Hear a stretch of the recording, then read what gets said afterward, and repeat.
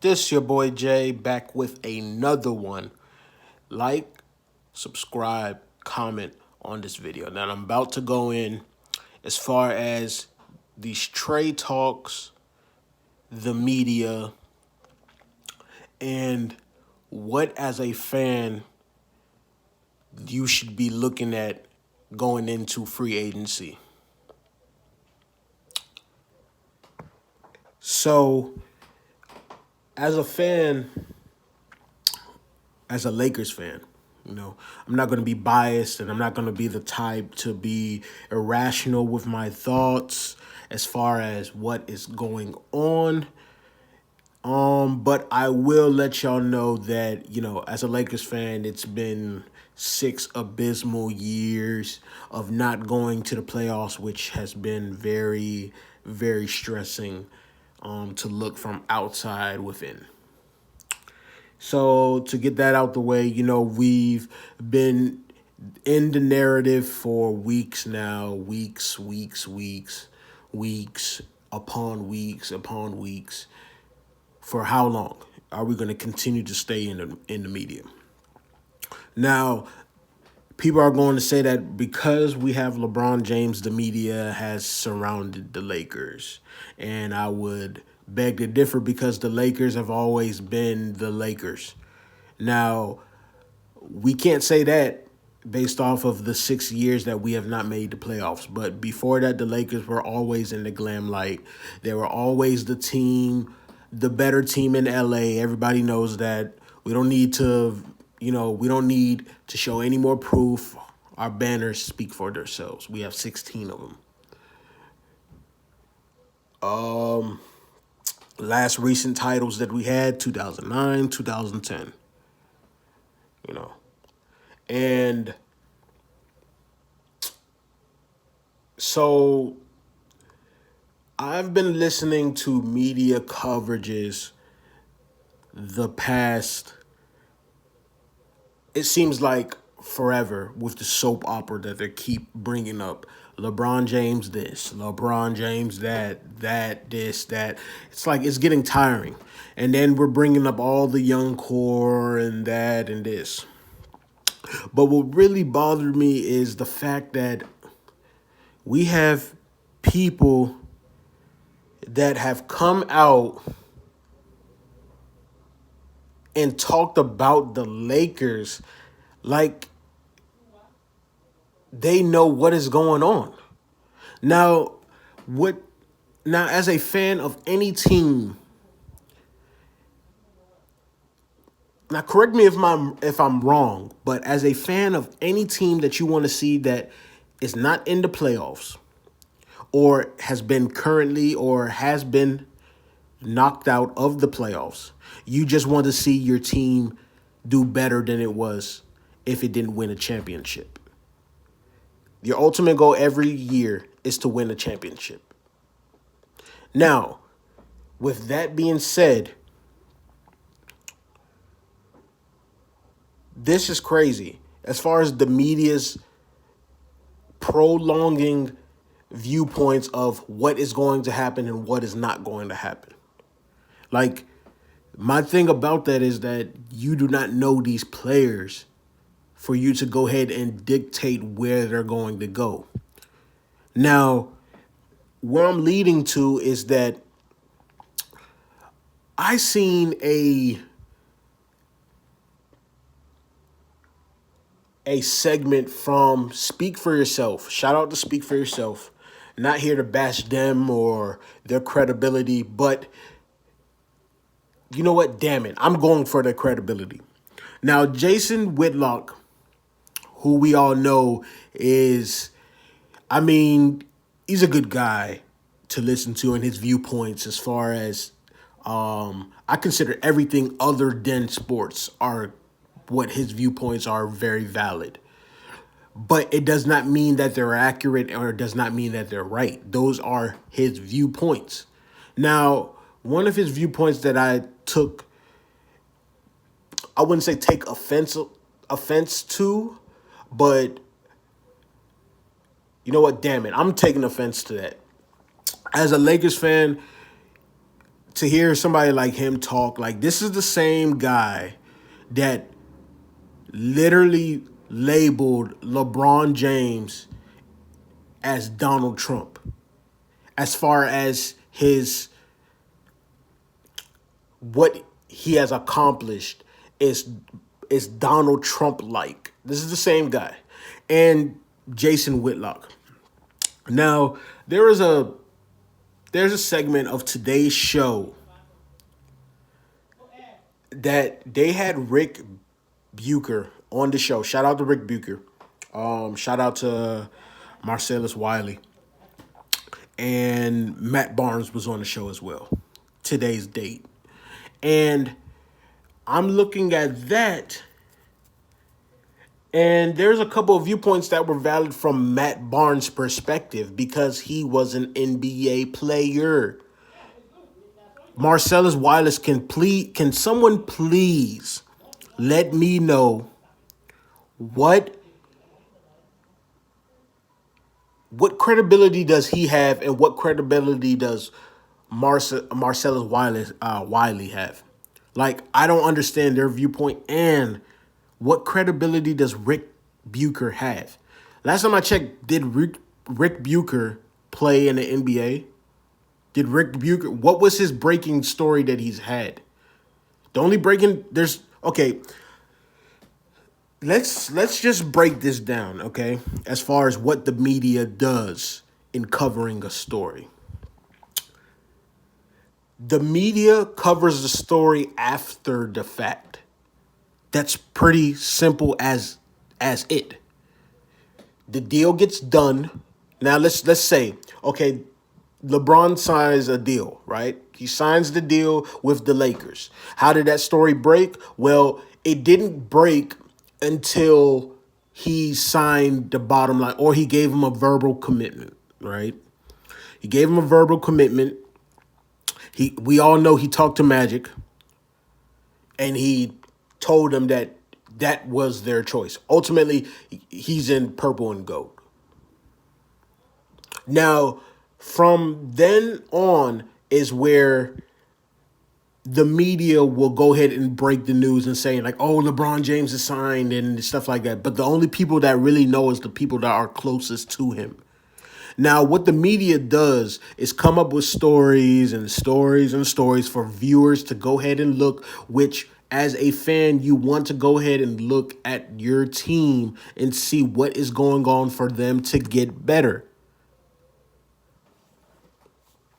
Now, as I say that, for the Lakers, they are the perfect demonstration. I'm a Lakers fan, so I'm going to give you plenty of explanations on why they are viewed in the media as so much. LeBron James is one. Wherever LeBron James go, he brings media with him. This is accordance to what Kevin Durant said.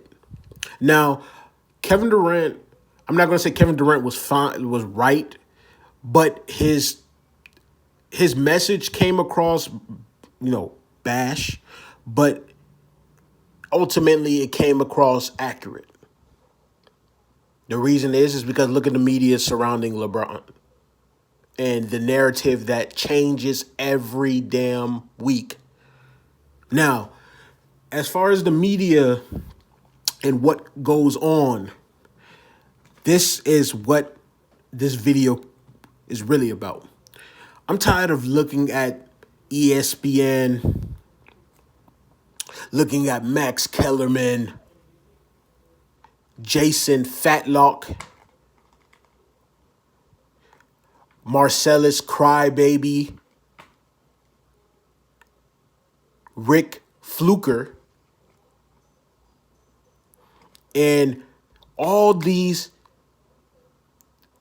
media, journalists, whatever, that come out with their thoughts and saying that those thoughts are validations of what a player thinks.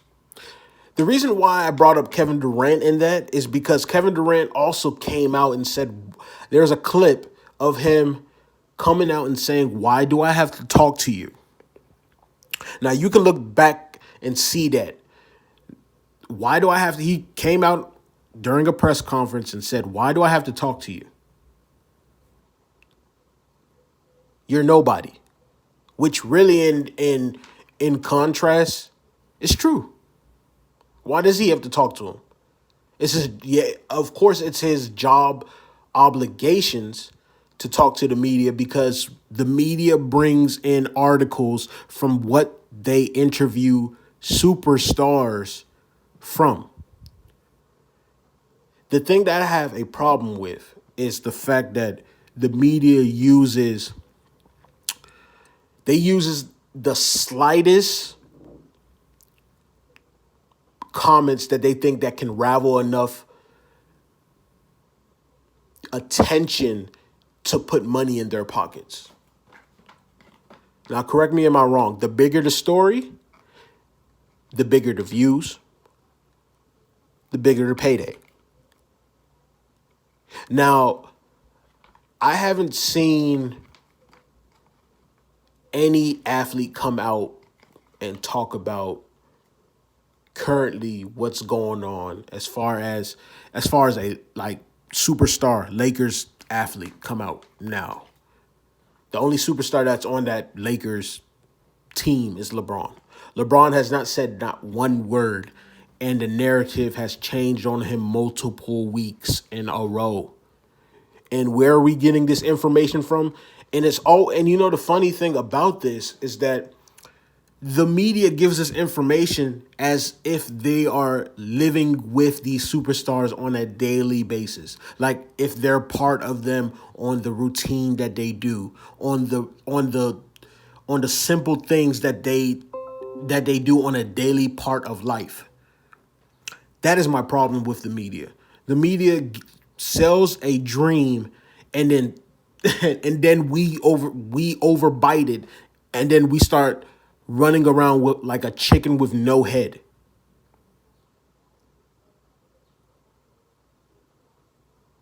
Like the media comes up with anything. Like because okay, I'll give another viewpoint, right? Because like Rick Fluker, that's what I really want to say. Rick Fluker, what credibility does he have other than being in journalism for longer than I was born? That's the credibility. But he's never played a lick of basketball in his career to the extent of superstardom. How can you relate to somebody that does not do the same thing you do? He's played soccer. That's not the same or equivalent to the Lakers or to a superstar player.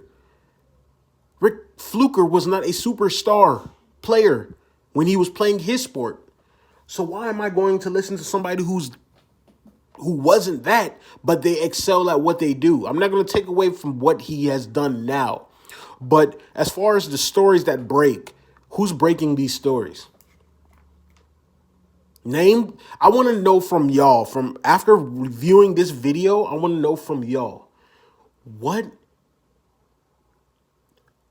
name the top journalist or top media analyst right now that breaks news, as far as breaking news, like a superstar has just signed, and they give valid viewpoints, and their coverage is accurate to the T. Like they cross their T's and they dotted their I's. Those are that accurate. Name them all. I want to know in the comment section. I want to know what do you know, and name the top 4 right now in the media that are accurate. Because I can name, to me, I can name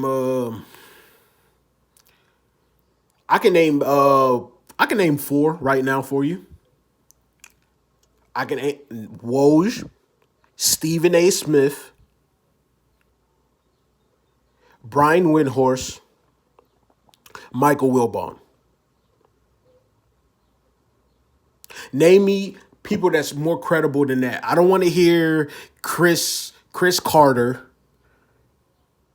I don't want to hear Max Kellerman. I don't want to hear Nick Wrong. I don't want to hear Jason Fatlock. Or I do not want, and I damn sure don't want to hear Marcellus Crybaby. The media spends so much on the Lakers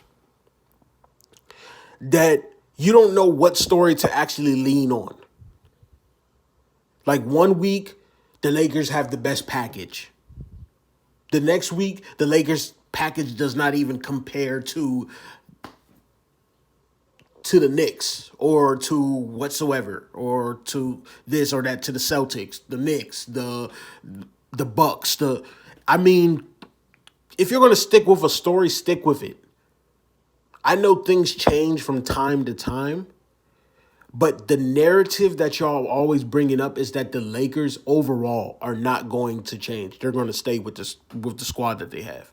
Y'all just want to me, it just seems like either y'all want to help LeBron or y'all want to make it sure that he doesn't get anything.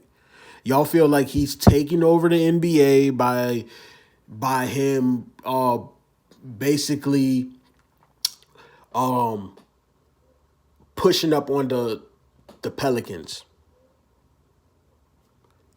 But last time I checked, the Pelicans denied the deal because they were told not to do it because it's in their best interest from an organizational viewpoint, which does not make no sense. Another viewpoint that does not make sense that the media needs to stop saying that annoys me so much is the fact that why not it's so irritating to understand why the media suggests that, oh, well, it's better for you not to trade a player in the same conference because you wouldn't have to play them more times than you would play them on the separate conference. My only thing is what changes. Do you still see them in the NBA? Yes. The only thing that changes is the fact that how many times of the year you play them. That doesn't change anything. You're complete, like, that is utterly ridiculous. Like, that always scratches my mind on why is that a big viewpoint? Oh, because there's what makes you think that the fewer times they play you, they're not going to play as hard as the more times they do. They're going to play just as hard because of the fact of the bad relationship that they had, or it's just because they want to just show up on their old team. So that narrative of, oh, owner doesn't want to send, that is the dumbest viewpoint of all. If you have a deal that is secured and it's in the best interest of you, do it. Why wait? To me right now, the Lakers have the best package right now. And it's not even because I'm a Lakers fan, but I'm thinking based on the sole reasoning of the Pelicans. The Pelicans' objective here is to get why wouldn't you sign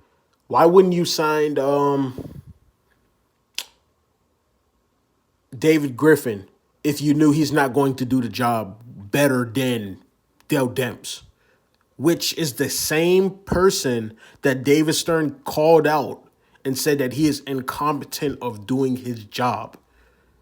Was that not a red flag that you knew that he was going to mess up this deal?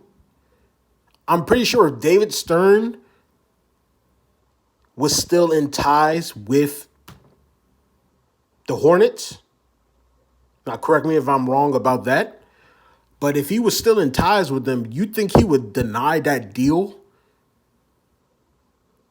Come on. Let's be serious. As an owner, what more can you ask for?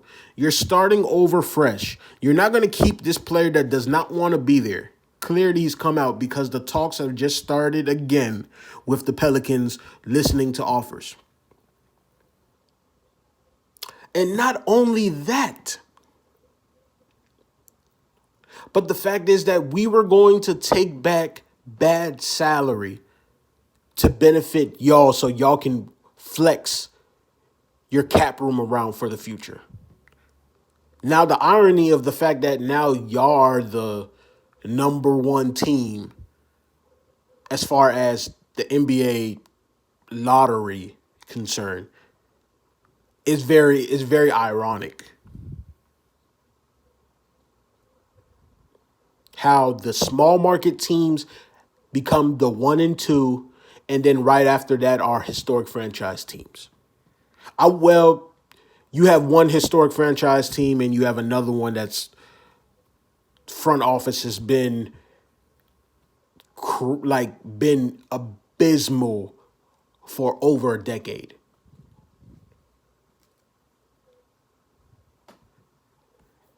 So my thing about this is that why are we listening to the media and seeing that they are the valid viewpoints of the direction of where free agents are going? The only thing that they can cover, honestly, they're not in the heads of these athletes. The only thing their coverage is basically after the deal is done and the fact that they're in talks. That's it. Doesn't mean that just because someone is in talks with them doesn't mean that they're going to sign with them. Something can go wrong. Maybe a contract error. Maybe they seen something that is not right. Maybe they feel like this situation is not better, i.e. DeAndre Jordan. We all thought that the first time he was going to sign with the Mavs, what happened? He ended up changing his mind and going right back to where?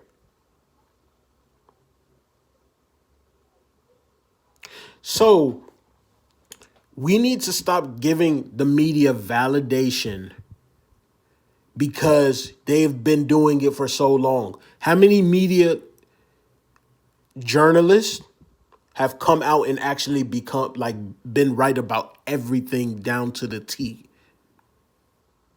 Nobody. But there are plenty of them that have been very accurate.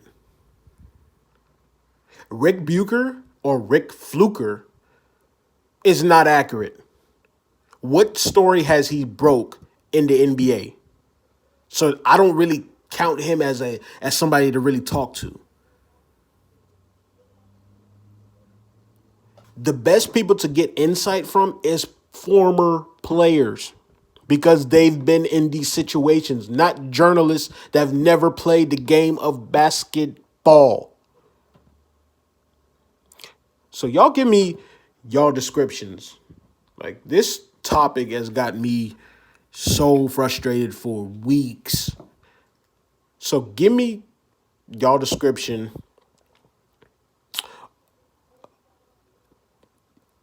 Your top 4 media journalists that you feel can give the best information, the best accurate information. I gave my 4. I would say it again. Woj, Stephen A. Smith, Michael Wilbon, Brian Windhorst.